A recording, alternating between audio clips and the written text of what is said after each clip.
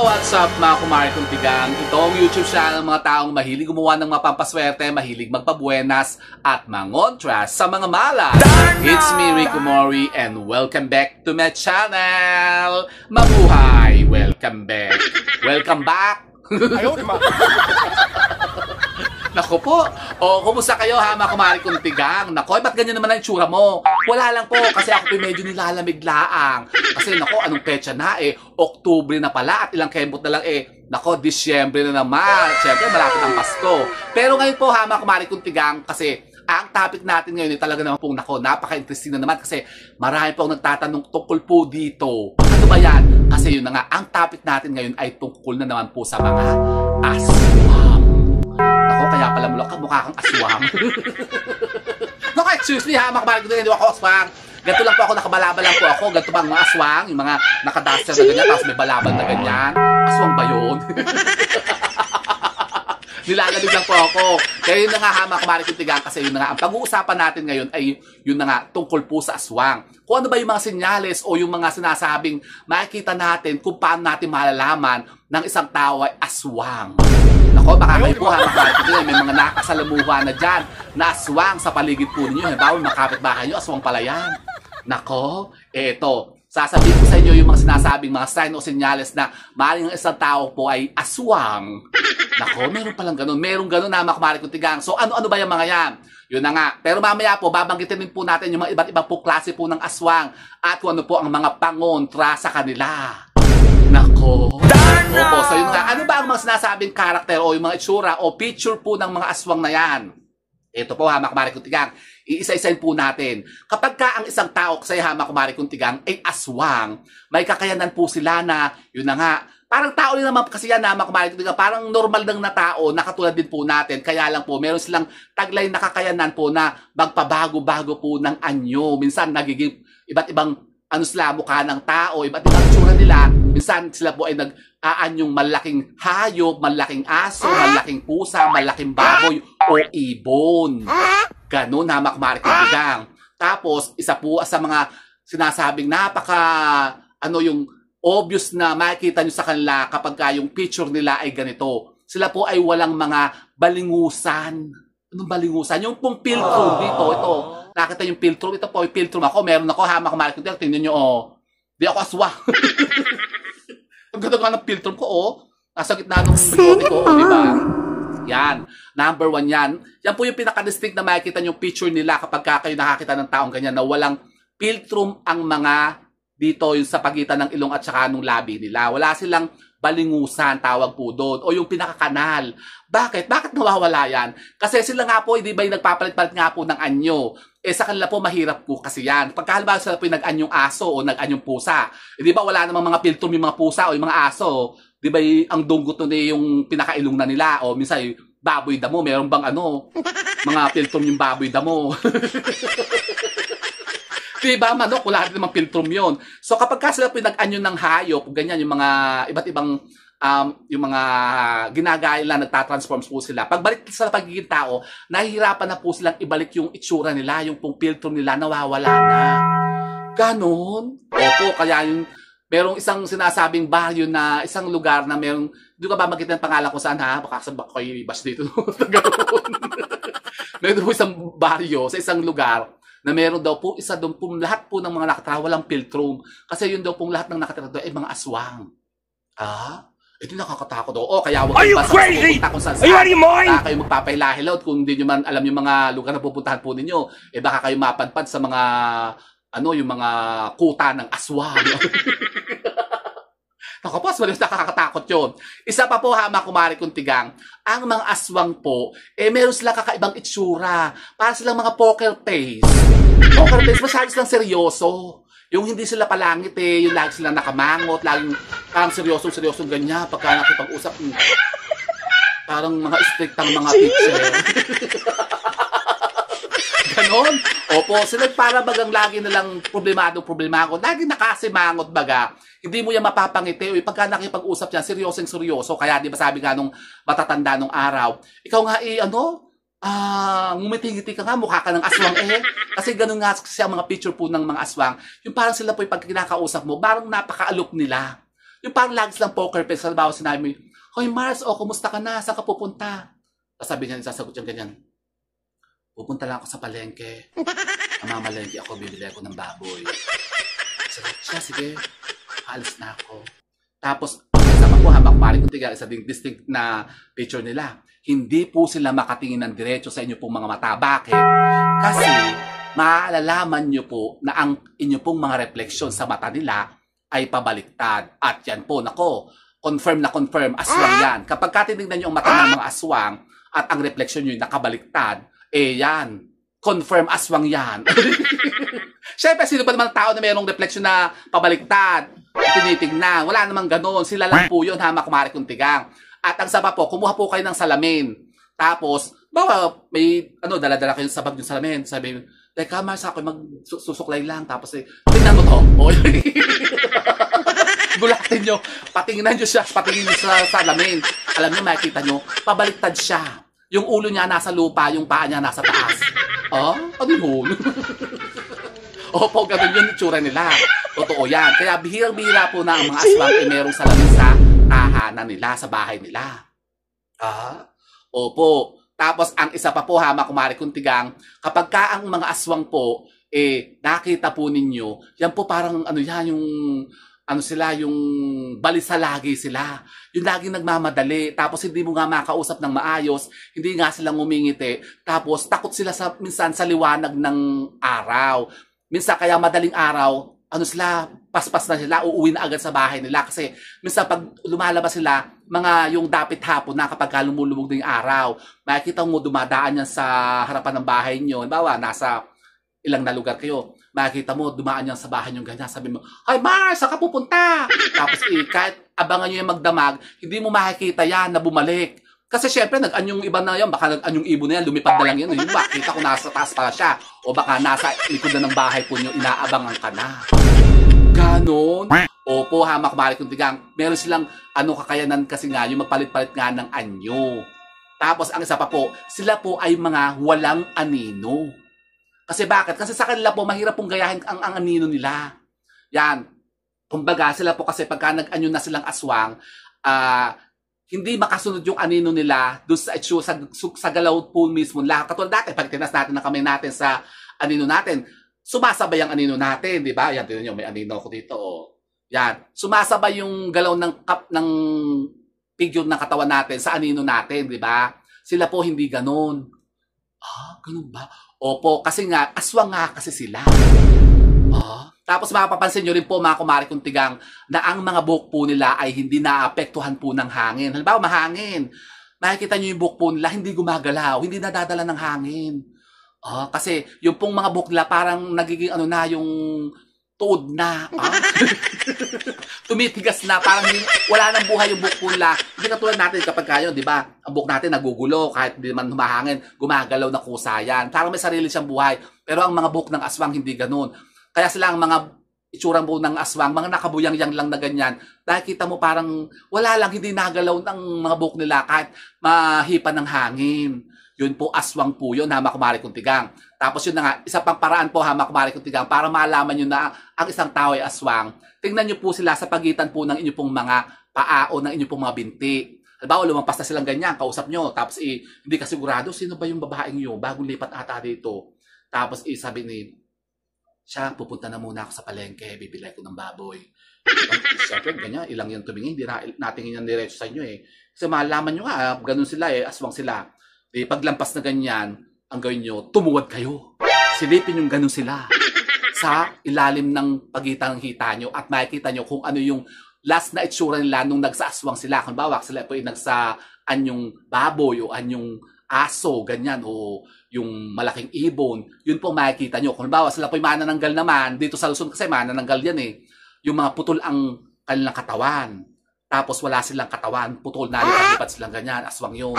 Tapos kapag sa mga Bisaya naman, yung pong busaw aswang, yun yung nangangain naman ng mga patay, yung nangungukan ng patay sa simenteryo. Yun po, isang klase po ng aswang yun. Pero sa susunod po, pag-uusapan natin yan, yung mga sinasabing iba't ibang klase po ng aswang. Opo ha, mga kumari kong tigang, at marami po iba't iba po klase po ng aswang. Bakit ba kasi nagiging aswang mga tao? Kasi meron po silang, alam nyo po baga, na ipinakakain o itinatanim sa inyo para kayo po maging aswang din. Katulad po isa natin dito na follower natin, si Madam, na meron siyang hipag niya, hindi ko babanggitin ang pangalan ha, ikukwento ko lang po. Nag-order po siya sa atin ng pangunta sa aswang. Kasi bakit? Sabi ko, Mama, ano yun naman yung pangunta sa aswang? Sabi niya, kasi ang hipag ko, aswang. Sabi, totoo po, ma'am. Totoo daw kasi yun daw nanay niya ay inaaswang nung hipag niya. Taga Iloilo. Sa Iloilo, ipadadala yung binili niya sa akin na pangunta sa aswang. Pero si Madam ay nasa US, nasa Amerika siya. Sabi ko, bakit po anong ginagawa nung hipag nyo doon sa nanay? Parang yung pinagdidiskitahan, yung parang yung siguro gustong gawing aswang din. Parang gustong pakainin ng yung tataniman para mapagaya sa kanya. Kasi yun daw isang kapatid niya, nahawa na daw, naging aswang na rin daw ata.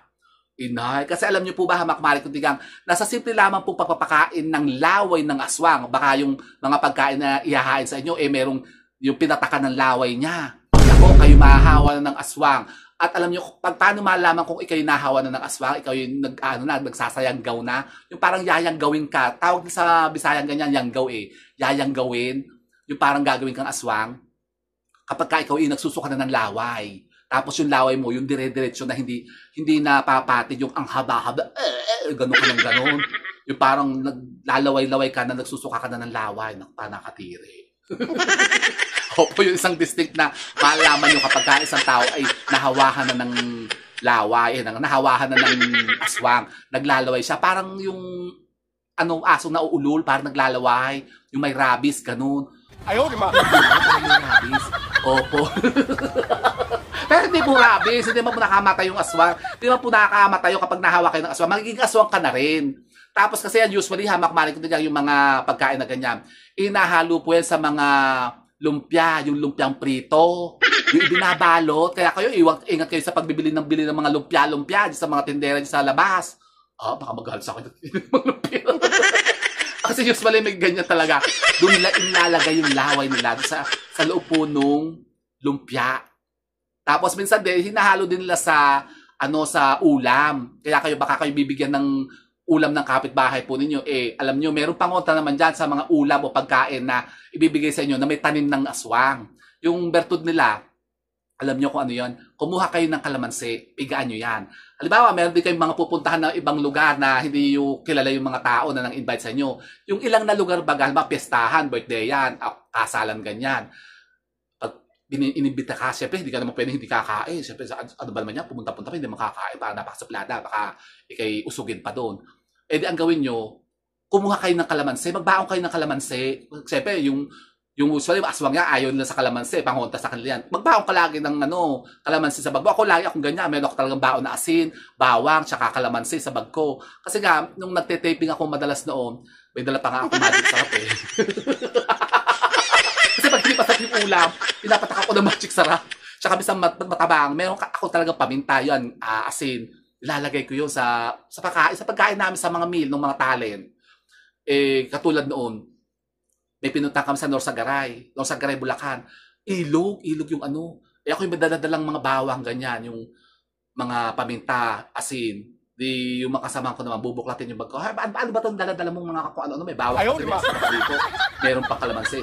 Wala pang sausawan kayo mamaya sa pagkain, pero hindi nila alam, panguntahin sa aswang. Kasi baka mamaya, yun nga mga lugar na pupuntahan nyo, ganyan. Mga ilang na lugar, hindi nyo alam, baka may mga aswang.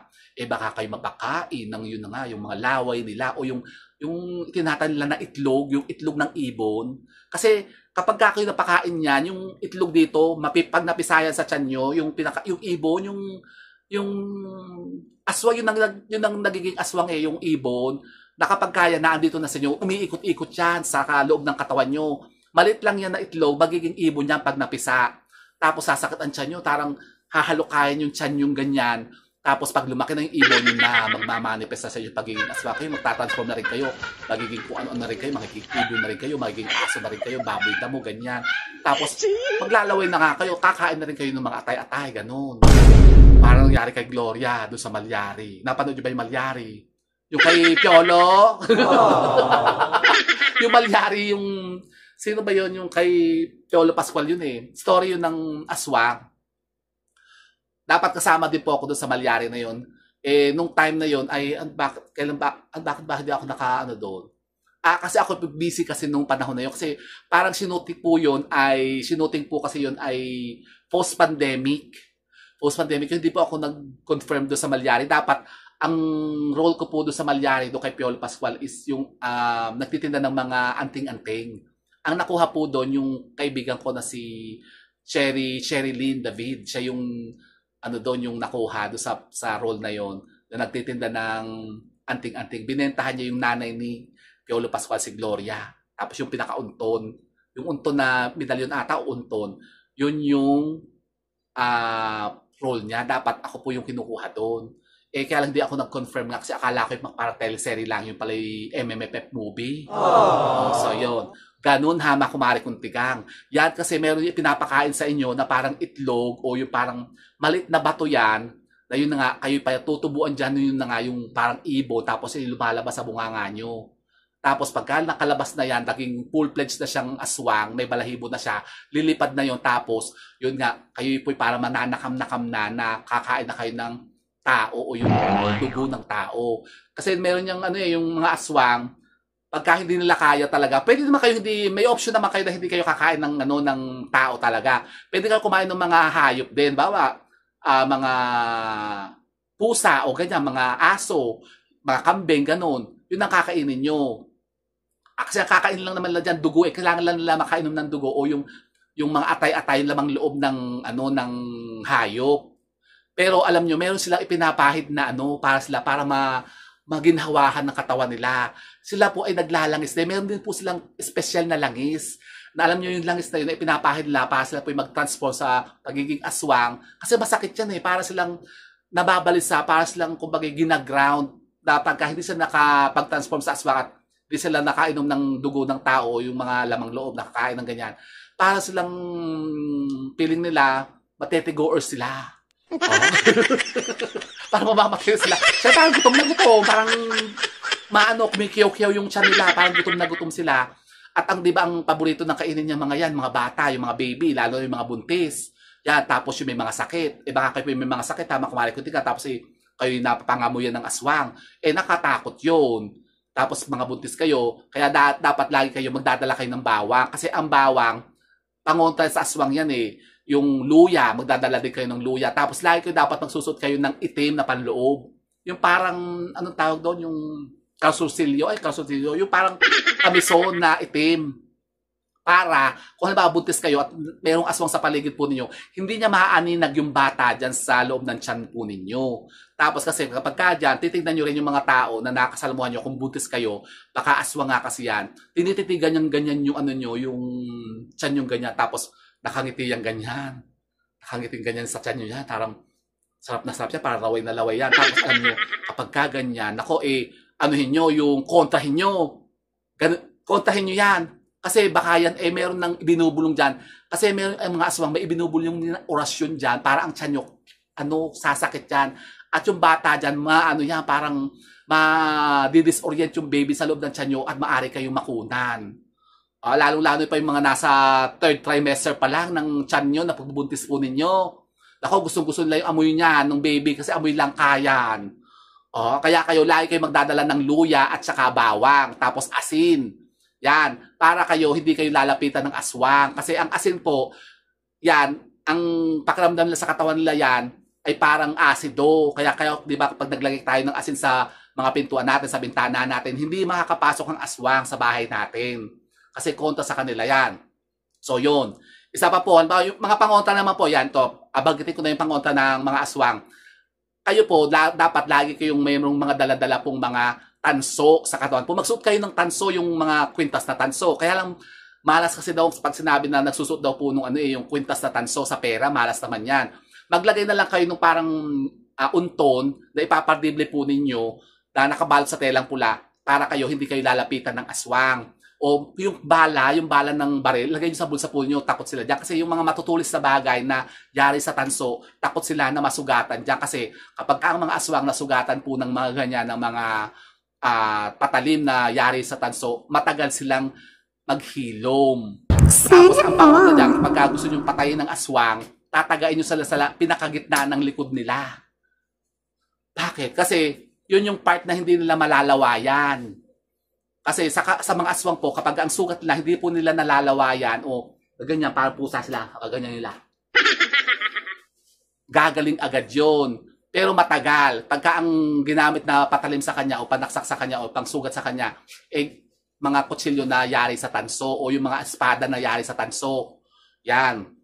Hindi agad-agad nagagaling yan. Tapos kapag nahuli yung ganyan, bawal sila nag-transform sa aswang, tinagaan yung ganyan ng likod nila. Budburan nyo agad sila ng asin.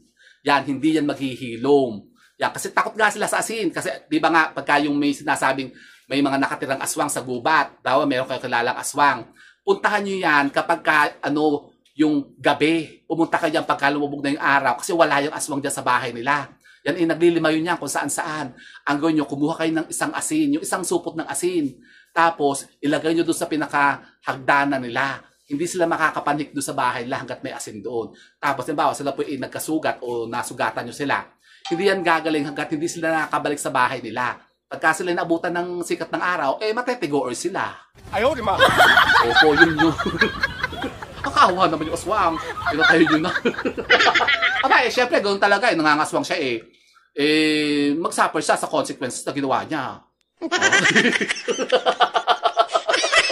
Isa po habak-balik nila pag-uwatan po sa aswang. Yung pong buntot pagi. Buntot pagi. Yung pong, anong tawag doon? Ano ba tawag doon direct sa buntot pagi? Yung pumatay kay yung kay Erwin Corbic ba yun? Yung sa National Geographic. Yung nasaksak siya dito. O yun. Bunta sa buntot pagi.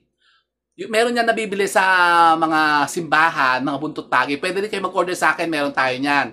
Pero yung sa atin po, na siya? Tense and ritualist po, saka konsagrado na. Yun po, ilalagay nyo po yan sa mga pintuan po nyo, isasabit nyo yan, yung buntot pagi, para kayo po, hindi po kayo, yung papasukin o pupuntahan ng aswang. At pwede rin kayo maglagay po sa mga bag po ninyo. Halimbawa, buntis nga kayo, yung kayo pag-alagala kayo lagi, punta kayo ng punta ko saan. Dapat may dala kayong buntot pagi. Ayaw naman nila yan, kasi sa amoy naman po nila, malansa yan. Katulad din po ng tanso, sa kanila po, ang amoy nila sa tanso, malansa, ayaw nila yan. Nasusuka sila. Ganun. Pero yung mga buntis naman, ang amoy naman nila dyan, langka, ang bango-bango, parang amoy silang mangga. Hinog na mangga, hinog na langka. Bango-mabango sa kanila yan. Kaya parang laway na laway sila, at silang kainin. Ganyan. Pero yung mga yan, yung amoy naman ng buntot pagi, tsaka yung tanso, malansakan sa kanila yan. Tapos, halimbawa, yun na nga, merong kayong alam na may aswang. Pagka halimbawa, yung pumupunta sa bahay nyo, naku, inaaswang ka. Tapos parang sa tingin nyo, aswang nga siya. Ang gawin nyo ganito. Pag nasa loob na siya ng bahay, maglagay kayo ng walis tingting dyan sa pintuan po ninyo na nakabaliktad. Ang pinakahawakan, di ba may tali yan, tatayo nyo siyang ganyan. Hindi yung pag ganun, nakatayo sa pintuan po ninyo, sa dalawang pintuan nyo. Hindi makakalabas yan. Dadaan niya sa bintana. Tapos baka mamaya, uutusan niya yung mga bata, pag lingat nyo, uutusan niya yung mga bata na tanggalin mo yung walis doon sa pintuan. Kasi hindi siya makakadaan doon. Trap na siya. Diba? Pero siyempre hindi naman mangangahas yan na pumunta sa bahay po niyo. Bakit pag maritesan, aswang? Pero may kilala akong ganyan. Yung nga sinasabi ko na sa inyo, dito sa amin, may ganyan dati. Aba, tumataya pa sa baklay. Pa siya, nakikitaya-taya sa may patay. Yun naman ang gusto niya kasi noon, kasi siya po ay sepulturero dito sa amin nung araw. Hindi ko nababanggit ng pangalan, pero allegedly, yan po sinasabi ng mga tao dito na yung sepulturero natin dyan, aswang yan.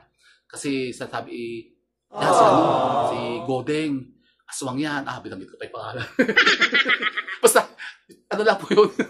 Alias lang yun. Sabi, aswang yan. Pagka ikaw, nakita mo yung salamayan, umalis ka na, umiwas ka na, kasi baka mamaya madaitan ka niyan. Yung akbayan kang ganyan, pag inakbayan ka, syempre, ganyan, tataya-taya ko niya sa baklaya, sa sakla. Pag hinawakan na ganyan, yung baga mo, aangat na, magkakasakit ka na.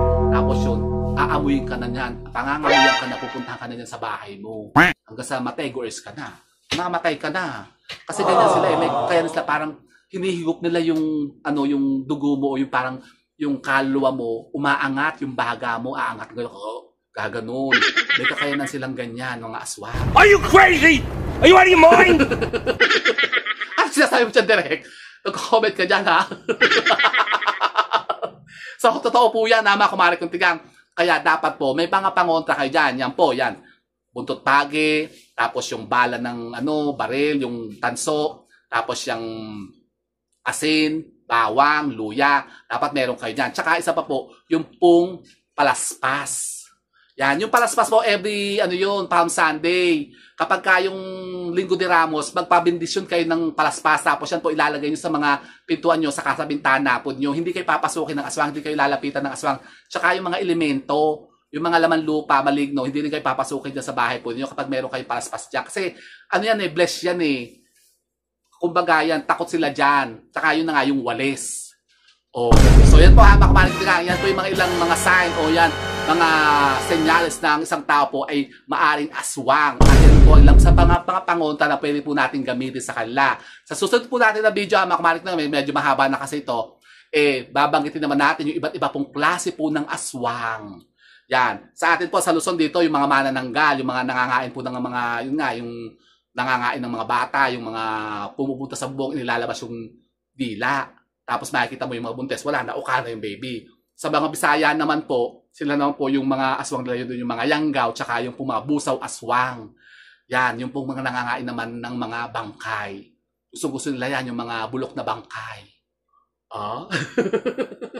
Kasi diba yung nilalagay nila sa katawan po nila, yung langis nila, na ginawa nilang langis, na hinahaluan po nila ng ipot ng manok, tsaka yung yung katawan ng bangkay na nabubulok, tsaka yung pong dugo ng tao. Yun yung pamahid nila para kumbaga himasmasan. Gano. May special na langis na ipinapahid, ang mga aswang.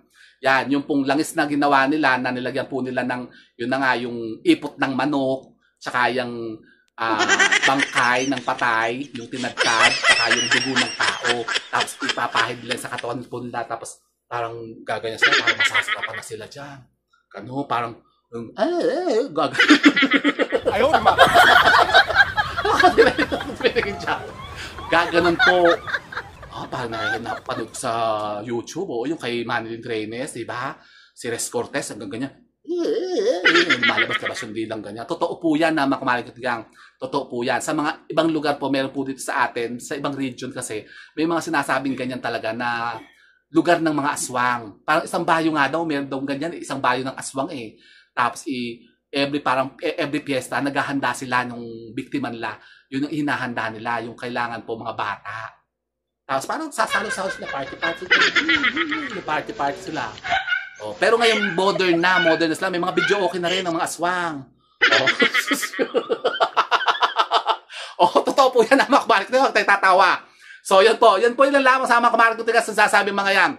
Senyales na maaring kayo po yung maka-encounter ng mga taong aswang, abatan nyo po yan. At yun na nga, mag-ready kayo ng mga pangonta sa kanila. At meron tayo niyan. Isa po dyan, na makumarik yung ating St. Benedict Medallion. Magdala kayo lagi niyan, magsuot kayo niyan. Kontra po yan sa aswang. Available po yan ngayon, na makumarik yung tigang. Pwede kayo maka-order niya, mag-PM kayo sa akin at padadalhan ko kayo niyan. Napaka-powerful po kasi yung po ay cleanse and ritualize na, konsagrado na po yun.